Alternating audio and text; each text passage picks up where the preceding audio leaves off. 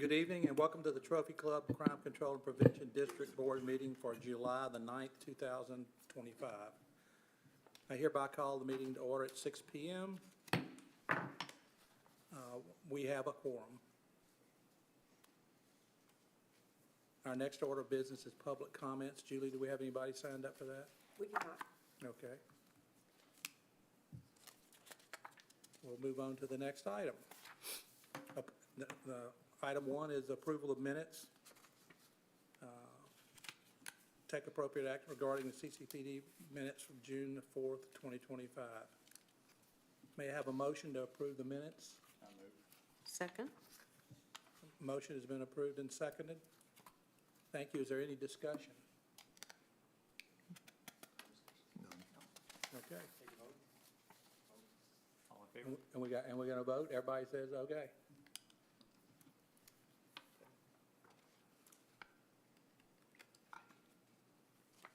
Okay. Item 2 is a budget amendment.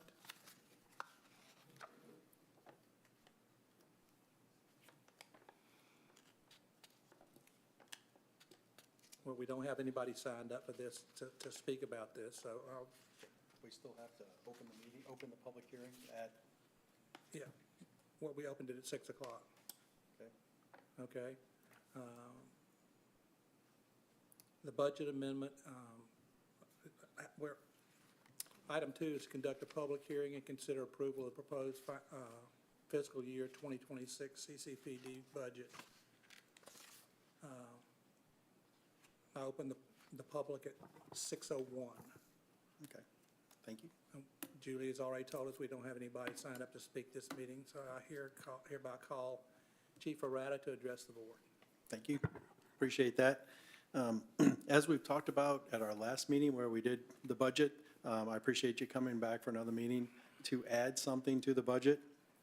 And what we're looking at, and in your package is an additional document that provides more information about this, but it's regarding the reserve funding that we have. We have just over $300,000 in our reserve fund. So I've talked with finance, I talked with the town manager, and one of the recommendations from the board after the last meeting was, how do we use this to really help? And one of the thoughts is to do a position, to fund a position for the police department. So we don't have an additional staff, so this would be like an overhire position that would support all of the CCPD programs. So what this funding would allow us to do is go out and hire a person, put them in training, and get them up to speed to support the police department and then support our ongoing programs. So, you know, it's super beneficial to us to always try to stay as full as possible. And in today's environment, that's kind of hard to do.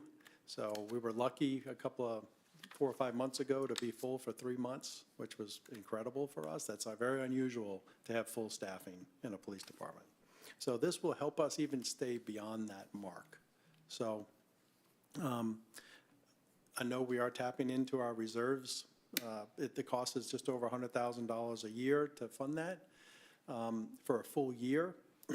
We most probably won't always be using that funding, because to hire somebody, and as they would backfill a position, we'd roll them into the general fund, and that money would stay with us. So that sort of self-generating. And then we do have 1-year funding in our current budget that is within our budget allotment that would roll over when we don't spend it in out years. So the funding is available. We have enough money to keep this program going. So it is sustainable.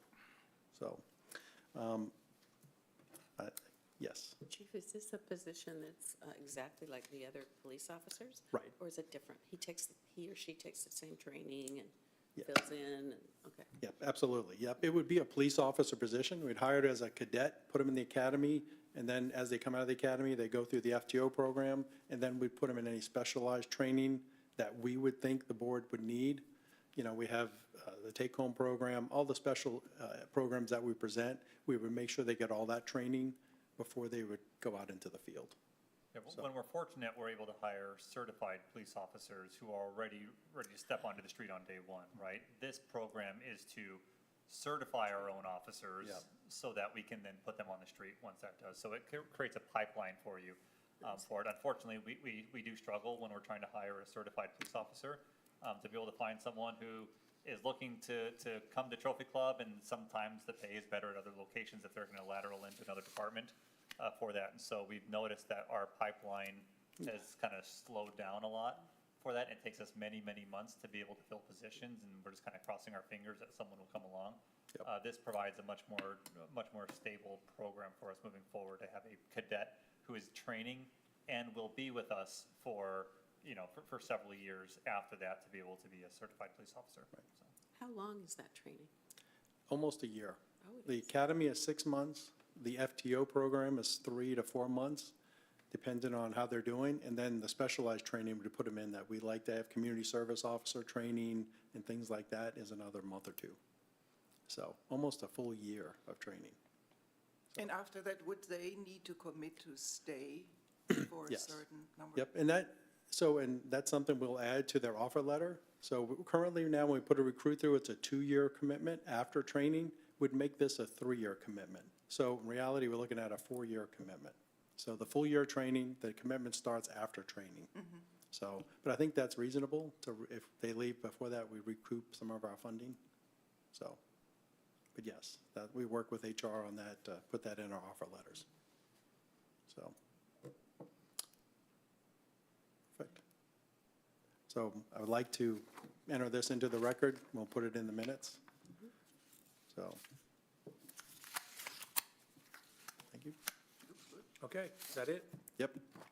I close the public hearing at 6:06. May I have a motion? I so move. And a second? Vote? Everybody's good on it? Very good. Okay, it was unanimous, so the motion is approved. Thank you. No tiebreaker either. No tiebreaker. Thank you, Mary. No tiebreak. So, okay. All right.